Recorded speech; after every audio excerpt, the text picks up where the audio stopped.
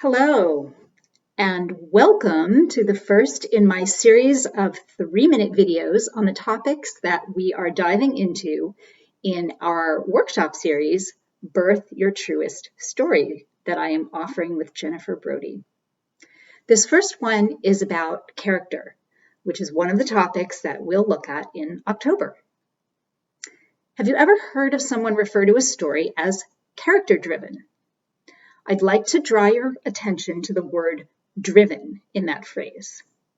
When characters are developed well, they really can drive a story forward in all senses of the word, driving the action, moving the plot ahead, carrying emotional weight. The action arises from internal conflicts that the characters have, external conflicts with other characters, and even the things that are going on inside the character's head.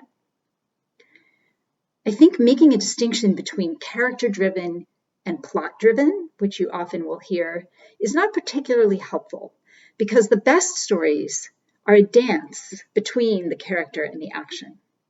In a plot-driven piece, you still need to have a relationship of the character to the plot. Otherwise, you're going to lose your readers. They're not going to care.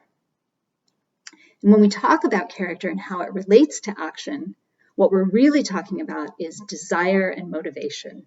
What does your character want? Why do they want it? And why do they do what they do? We all have an insatiable curiosity as readers to find these things out. But it's tricky. When you set out to create a character, or when you're revealing a character, a real-life character as in memoir, you need to decide, as the author and the writer, what details are relevant to your story and what pieces of story are relevant to your character. One pitfall I'd like you to avoid, something that I fell into early in my writing career, is spending a lot of time filling out those character worksheets, the ones that ask, where does your character live? What's their job? What's their favorite color? What school did they attend? Now, I'm not saying those are unimportant details. You may very well need to know those for your story, but they're not going to help you dig deep into the character, get inside and understand those motivations. So what do you do instead? Well, there's lots of ways to go about it. You could brainstorm. You could have a conversation or a dialogue with your characters. Ask them what their motivations are. Talk to them. See what they say.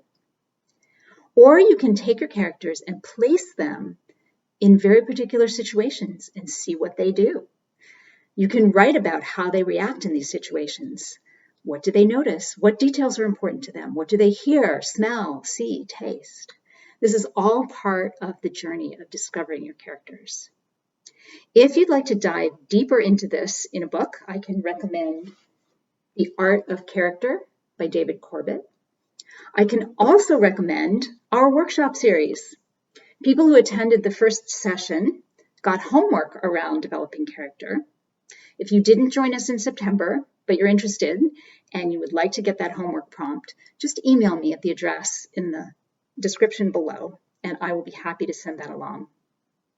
And we also have a couple of spots still left in the workshop series, and we'd love to have you join us.